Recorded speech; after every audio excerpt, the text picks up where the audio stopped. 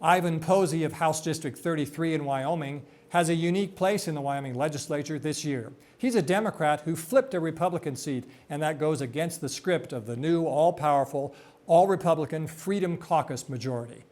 I'm Steve Peck of Wyoming PBS. Join us for Capitol Outlook.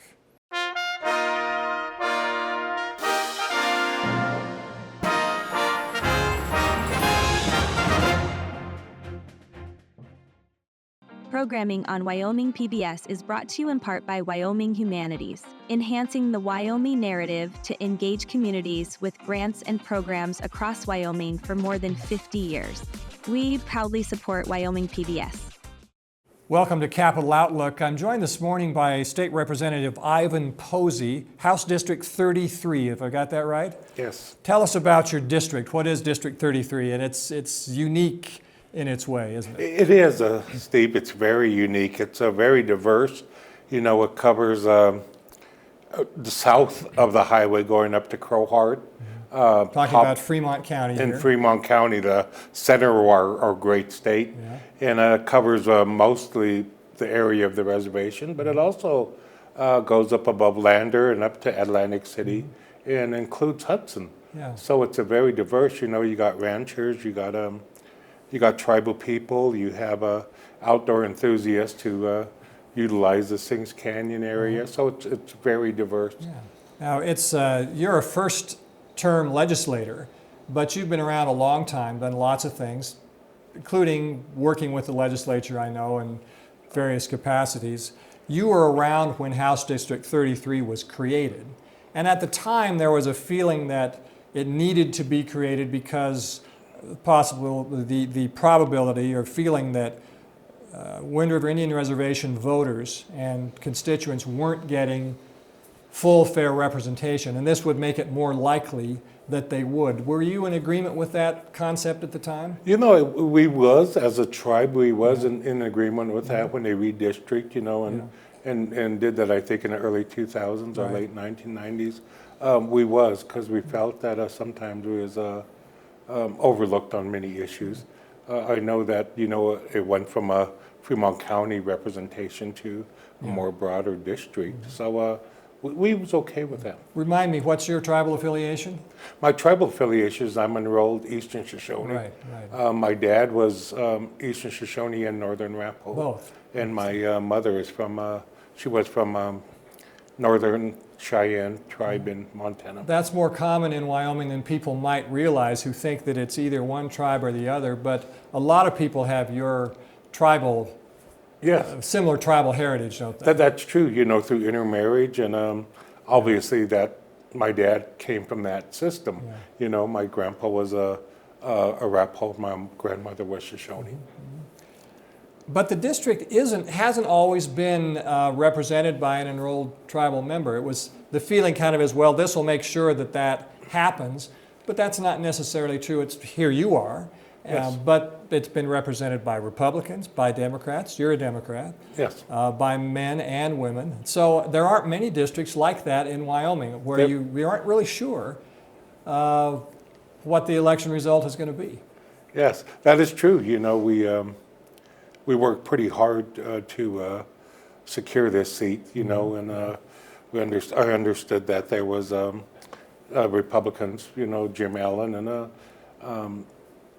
Sarah prior to my being here, but there was Pat Goggles and Andy Clifford. Right. So there's 4 people that preceded me on this seat, and it's been a mix. There's a lot of talk this year about the powerful new Freedom Caucus majority, which is Republicans. Democrats flipped a seat in the House, and you did that. What made you decide to seek office? You know, I think it was representation. That actually what it was representation. I really felt that maybe at least in terms of the tribal population, and maybe outside of the reservation, other parts of the district wasn't getting a fair representation. So that was one of the reasons I ran, and I thought that I could do a better job in terms of representing the district, being a Wyomingite, being born and raised in this area, and knowing a lot of the people. You've had an interesting background as a younger man, especially. I've heard a little bit about the story. I think people who don't know some of the things that you experienced early in your life would be interested to hear it. Tell us a little bit about that. Okay, I was born in Lander, obviously. Yeah. The youngest, I'm not young anymore, but the youngest of 13 kids. Yeah. We was raised on the North Fork up at Fort Washakie in a 4-room house, no running water. And many of the families in the community was like that, so we didn't realize there was really much difference. But looking back, it was, it made us a lot stronger to deal with issues in life. We all went to Fort Washakie School. I attended a boarding school in Oklahoma later on. And, but I think, I read a article where President Johnson in the late 70s or 60s did the war on poverty. And he sent people out to reservations, and they came back with reports saying these people live in extreme poverty. We didn't know that because that's just the way it was, so we was more and more defined as we moved along as a people. So, it was a wonderful upbringing. There's challenges, but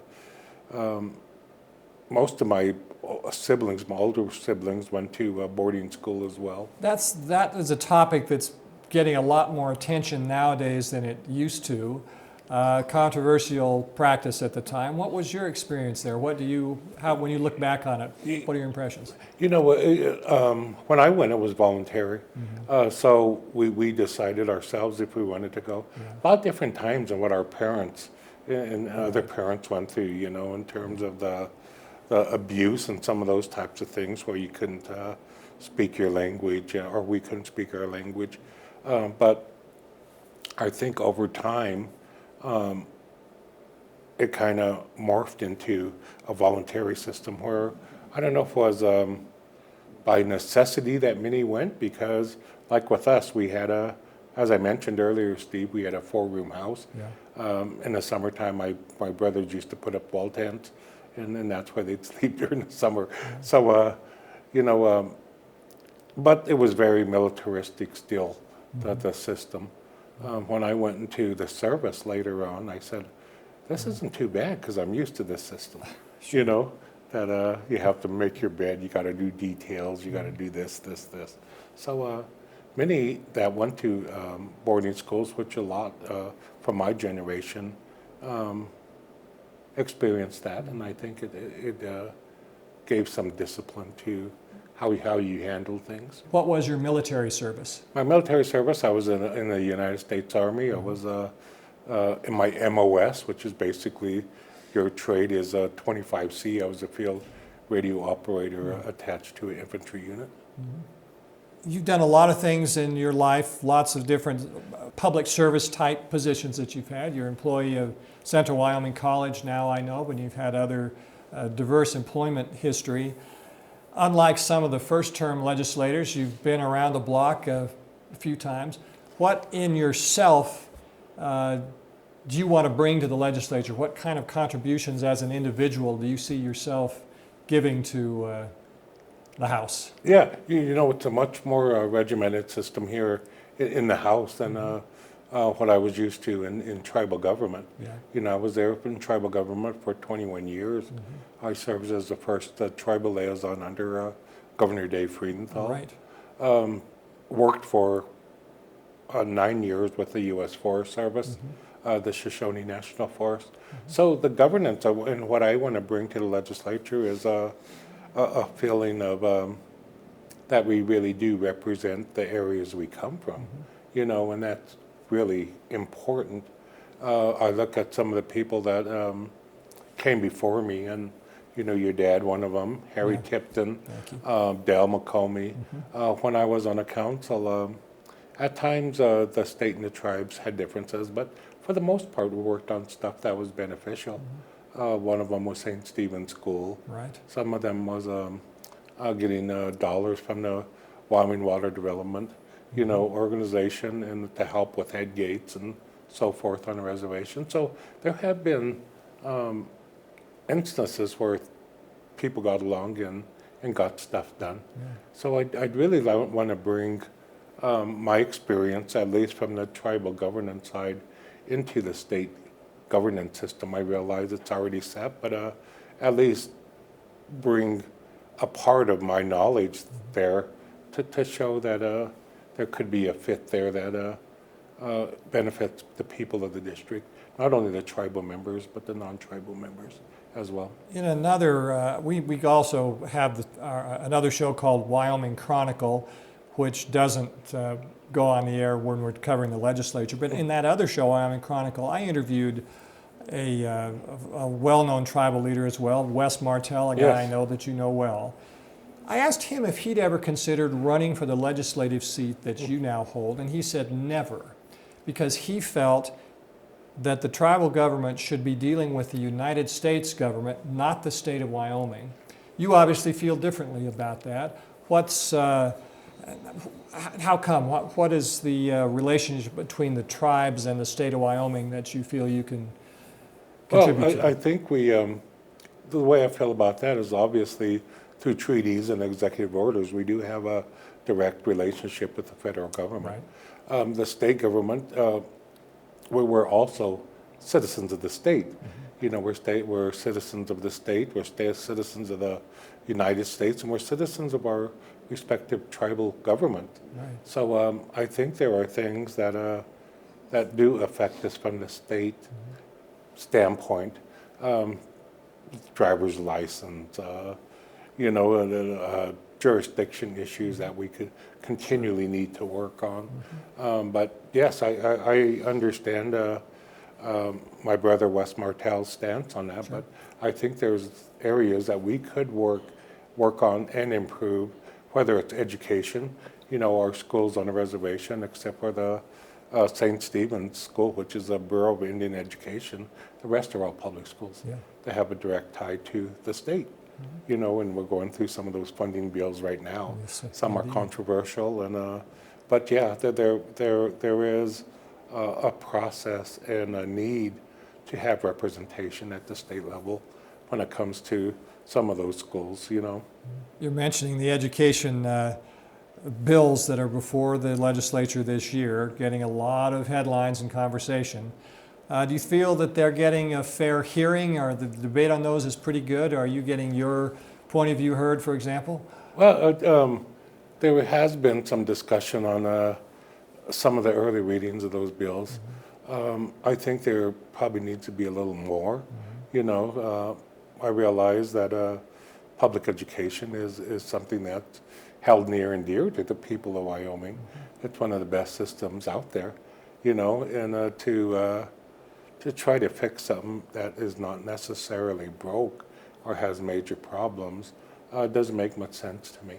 I really believe that we can enhance the system, but not by drastic changes. And as our old folks used to say, take your time, think about it. How are you going to affect other people? And I think education, the education bills warrant that discussion, and we'll see where that goes.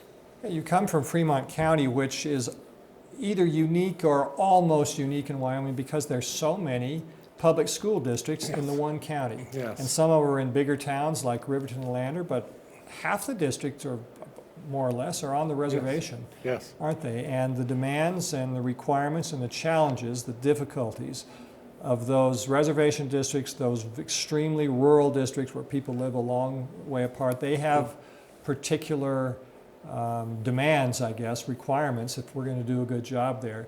I'm assuming you're trying to make that clear to the people who are debating these bills? Yes, there's obviously I think there's 8 districts in our county, and we have some an area like Atlantic City that homeschools, and it falls under the Lander district. But I think there needs to be a little bit more effective system for that group out there. I sat with them when I was on a campaign trail, and that was one of the things is they're concerned about education and how to improve that system that they have to go through because they have no choice. Yeah. You know, they're marooned up there probably half of the winter.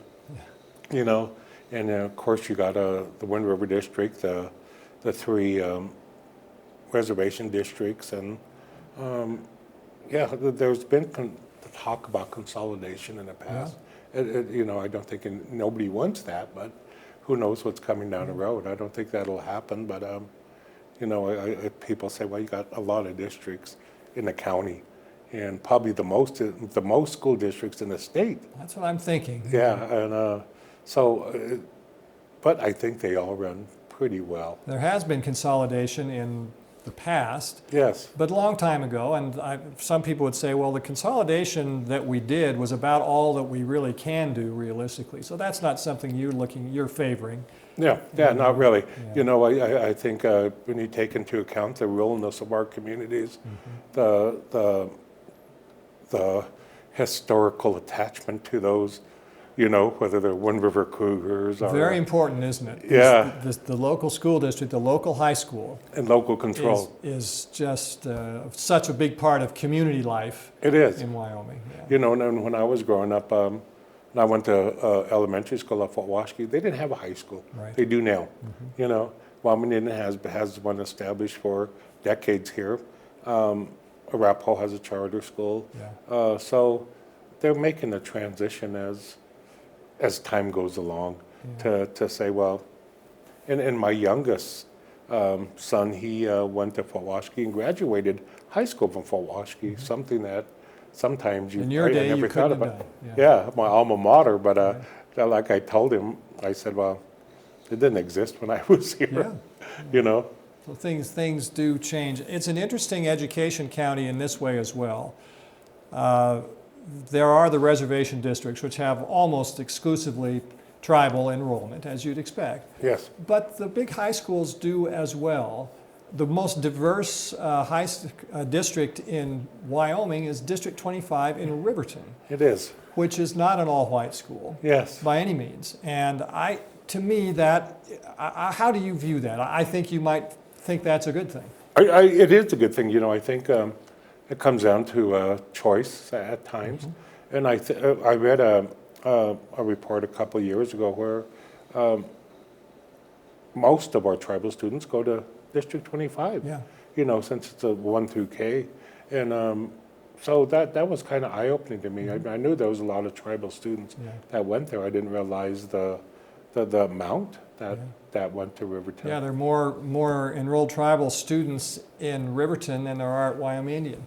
Yes. Just because it's a bigger district, can accommodate more. Yes, so on and so on. I But agree. It's changing. Well, sort of speaking to that, you have the bill that I think you're most associated with this year in the session has to do with gaming, which the tribes in Wyoming are heavily involved in, without a whole lot of state government involvement. Am I right about that? You're right. You know, well, the Northern Arapaho tribe, in a lawsuit that they filed and won in 2005, they're the only tribe in the country that self-regulates Class 3 gaming.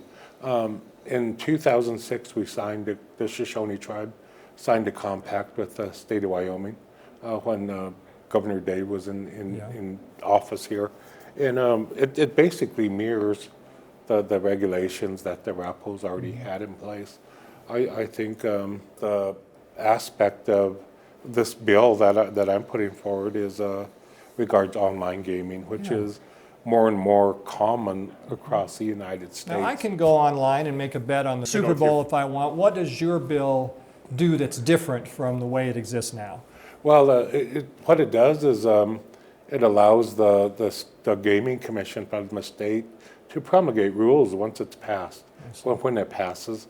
But it includes language that includes both tribes, which is not in the statute now. I see. And but there's issues regarding the geofencing. You know, people actually have to be on the reservation to do a wager. The chairman of the Gaming Commission for the state showed me the other day where, because of technology, they could identify where people are making wagers They could be in Rock Springs or Sheridan. So there's a bunch of dots all over this, over his computer where they do that. But I think it would help.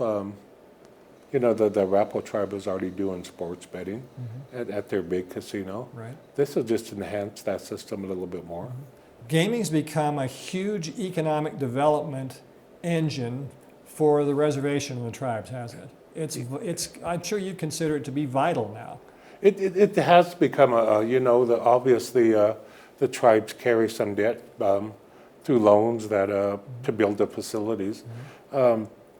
The Arapaho tribe with the big Wind, or the Wind River Casino, was once the biggest employer in Fremont County. Yeah. I'm not too sure what those numbers are now. Still one of the biggest. It is still one of the biggest. Yeah. And, through the National Indian Gaming Commission, the tribes have to develop a revenue sharing plan, meaning a revenue allocation plan, which means that they have to submit this for approval. Say 20% goes to education, 10% goes to healthcare, 10% goes to economic development. So they have to develop that for the federal government through the National Indian Gaming Act of 1988. So we'll see how the online wagering fits into that system. Where does your bill stand? We're here on Thursday morning. We're in the halfway point of the legislature. Your bill's been introduced. What's the next step for it? The bill will be introduced today. It will. I'll present it on the floor. And you're the one carrying it on the floor. Yes. Do you have co-sponsors with you? I do. I have Lloyd Larson, Republican, Mike Yen, a Democrat, Yeah. and Tara, Nethercott, yeah, Republican. Republican senator. Yeah, so those are the So co-sponsors. 2 Dems and 2 Republicans. Again, just a demonstration that although the Republican majority is big, is powerful, obviously, can get past just about anything it wants, but that's not the whole story. It's really not. I think in order to get things done, you have to cooperate. You got to negotiate. You have to give your case. But I think there's a considerable, I shouldn't say considerable amount, but there's still amount of people that have that desire to do that. And this bill, we'll see where it goes, Yeah. And, but Representative Lloyd, has been through this process, through the interim. So when I came into office, it was already on the track and moving forward. The tribes had shown interest to bring it more forward. So he's been a big help there.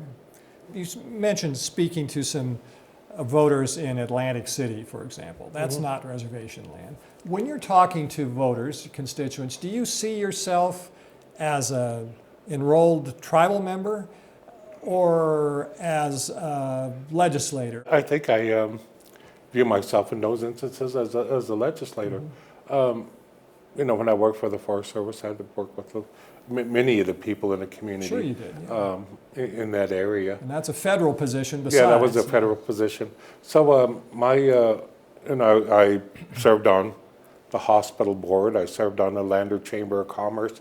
So in those instances, I'm a citizen also. Yeah. Obviously, I'm a tribal person first, but in those other instances, I adapt and I listen as best as I can in terms of what issues they may have. Let me talk to you about a personal issue with you. I know you have some hearing loss. Yes. How does the legislature accommodate people with hearing loss? For the most part, I think, I got implants on both sides. One of my ears was service related, so I had hearing loss in that. I had a sudden hearing loss on my right side about 5 years ago. It just went away. Through technology, the implants have been a big blessing. Here in the Capitol, they have a technology called telecoil, and and they said they have it in a chamber. When I got here during our training in December, we tried to get it going, and I was thinking, well, that must be my processors. I came back to find out that the cord or the cable that runs underneath was severed. Really? Because when they was moving the heavy desk that we utilize. So the gentleman gave me another contraption that I hang around my neck, and it's just like our microphone system here, where I can turn on my telequell. In the meeting rooms, in the conference rooms where we have our committee meetings, telequell works very well in there. You know, it's just like it'll go straight to my processors, and it's like talking with, like we're talking here. Good. You're one of the few Democrats in the House now, and one of the very few in the entire legislature. What role do Democrats have when the Republican majority is so overwhelming? Well, you know, I ran on the saying I'm a conservative Democrat. Yeah. And I think that's what you really need to be in the state of Wyoming. I understand that there's other ways that candidates go on that, but you know, whether it's Ed Hirschler or Sullivan or Friedenthal, they was very conservative. I shouldn't say very conservative, but conservative Democrats, and got elected to the highest office in the state. Sure. But I think over time, and we're in the midst of it now, is I think both parties need to do a little bit work on what their mission really is. You see the change in the Republican Party. I think you see the same changes to some extent in the Democrat Party in terms of defining who they are. We could define what they was, but down the road here, we're going to have more definition of what it means to be a Democrat and what it means to be a Republican. Ivan Posey, House District 33 from Fremont County. I appreciate your coming in at an early hour, which is about the only time you could swing it today, and we're happy to accommodate that because you've got meetings, you've got the session, you're carrying your bill later today. Yes. You said, so good luck with that effort, and thanks for being with us on Capital Outlook. Well, I appreciate it, Steve, and I appreciate the opportunity to give some of my views.